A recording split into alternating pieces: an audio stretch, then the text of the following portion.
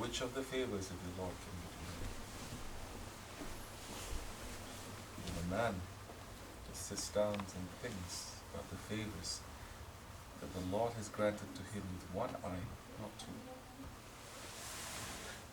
Not your speech, not your hearing, not your taste, not your smell, not your hands, not your feet, not your looks, not your house, not your treasures, not your pleasures, but just one eye. No reciting of the Quran, no zikr, no darud sharif, no reading books, no looking at imams, no looking at scholars, just to sit and to think about the favor of the Lord that Allah subhanahu wa ta'ala has given us with that one eye. Just that alone will bring him to high station. That is what is meant. The Holy Prophet ﷺ is saying 1 hour of meditation is better than 70 years of worship. 1 hour of meditation is better than 70 years of worship. Who is meditating these days? What kind of meditation? Not the way that the Buddhists are teaching meditation. But the Muslims have lost the basic things. They would rather go and memorize wrong things, listen and consult with wrong shaykhs and imams and scholars. You don't need all of that. Just to sit down and to meditate is better than 70 years of worship. To think. To think. To have any sunnah. To look at the flowers. And to touch and to feel. And to connect. In reality, you're connecting yourself to a creature, a creation of Allah. Then you're connecting yourself to Allah. How can you look at a beautiful painting and not think of the painting? How can you look in the nature and not think about Allah? That is where Islam is complete. That is where science and the West, it is incomplete and it is garbage. Because they say, everything that we make, we are the creator of that. But everything that is in existence, it has no creator. What a complete foolishness is this. And you're looking just in the beauty of that one flower and how Allah subhanahu wa ta'ala has put everything perfectly. Everything so beautiful. And everything completely different, completely unique. And you enter into that. And Shaykh is saying, we only know 7 colors in this world. 7 colors. And these 7 colors of this world, it gives millions of different colors. You're saying, but if a man, just with a blink of an eye, he looks with the 70,000 colors of the paradise, not 7, and how that changes in every moment.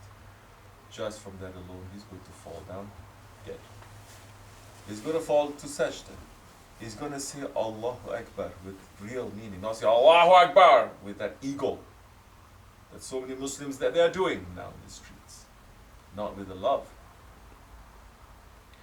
When you enter into that, then that time, yes, you are making the definitely. You are making a zikr because you're remembering your Lord with sincerity, not just saying Allah, Allah, Allah, Allah, Allah, Allah, Allah, Allah. You're not saying that. You're looking, you say Allah, Allah. You're looking, you say Allah, Allah. You say Allah, Allah. It hits you with real, it's making you to realize. And who is going to look at a flower? How many Muslims looking at a flower is reminded of Prophet ﷺ, the rose? That's why the Ottomans, they were very careful about things. They don't just use anything just for design because it's beautiful. Put this and put that without any meaning. Everything they put must have a meaning. Must have a meaning that is directly connected to the Prophet ﷺ or U.S.A or awliya Allah, directly connected to Allah. Whatever that you're looking is going to remind you of Allah. It's not design. I saw one. They made one masjid. They're very proud. It's the first masjid that a woman, Muslim woman architect. You saw that? Huh? Yeah. It looks disgusting. Yeah. It's like a kindergarten part. I will speak later about what it really looks like. Yeah. Okay, they're making that to look like that. Because now when you approach it according to the ego, you can be making big masjids, but it is ego entering, it becomes a shaitanic place. With that ego, you're reading the Quran, it's going to bring you to Jahannam. With that ego, you're making daru. Yes, you can. You're praying with that ego. Yes, you can. It's not going to bring you to stations of safety. Never forget. The army of Yazid, they were praying. The army of Yazid is saying, quickly, let's kill the Ahlul Bayt, the grandchildren of the Holy Prophet ﷺ, so that we don't miss Zuhr. Quickly finish them. Kill them, quickly finish them, and all the children, because if we don't, we might miss Zuhr. Ottomans, the rose and the tulip. The rose representing Holy Prophet ﷺ, and the tulip representing Allah. One, Elif, Allah. They don't make such a big fuss about it. They don't write books about it. They don't have conferences. It's just there. And everything that they are doing, which is why it is Jahannam we're living now, because nothing is connected to nothing. Nothing we're doing is connected to Islam. Then how the man is going to make a meditation? How the man is going to make a zikr? How the man is going to remember Allah when there is no connection, there is no wasila? Allah. Don't you know? The Ottomans, even the food that they eat, everything is traced, can be traced back to Awliya Allah or Sahabi Kiram. They eat the saffron rice, they're saying this is in remembrance of Hazrati Hamza. They drink, this is reminding us of one Sahabi. This is reminding us of one Awliya. They work, our peer of this working of the shepherds is Hazrati Musa, Hazrati Shuaib. They cut hair, they say the peer of our profession is Hazrati Salman Efendi. Everything that they're doing is directly connected. Then that time you're going to feel, yes, the tajalli is falling. You're going to feel yourself in safety, and your eyes will be open, and you're going to make a connection to the Akhirat and to the paradises. Yes, that time you already live there, and you're not going to this world like this, like that, it doesn't matter. You're not running after this world to build palaces. Muslims had that. They had all the wealth, but they weren't running to build the palaces. What were they running? You look, think, try to think. You think the Ottoman sultans, for example, they cannot build palaces for themselves greater than the Hagia Sophia? They can build palaces 10 times bigger than Hagia Sophia or Sultan Ahmed, but they didn't. They reserved that, number one, for Mecca and Medina.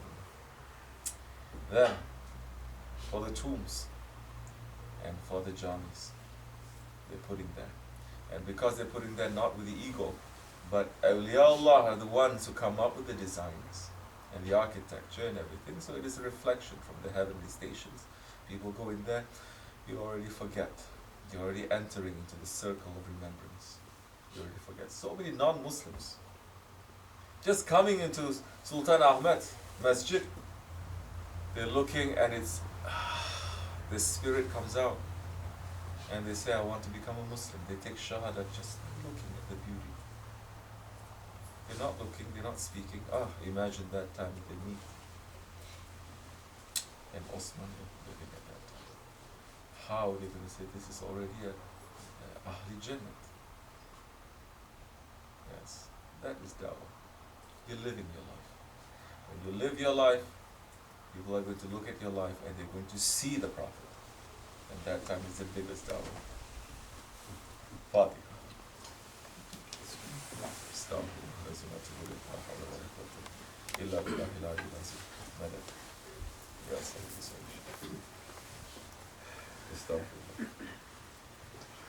أعوذ بالله من الشيطان الرجيم بسم الله الرحمن الرحيم نويت عربينات وإسلامة الحلمة الرياضة حول ولا قوة إلا بالله العلي العظيم أشهد أن لا إله إلا الله وأشهد أن محمدا عبده ورسوله أشهد أن لا إله إلا الله وأشهد أن محمدا عبده ورسوله أشهد أن لا إله إلا الله وأشهد أن محمدا عبده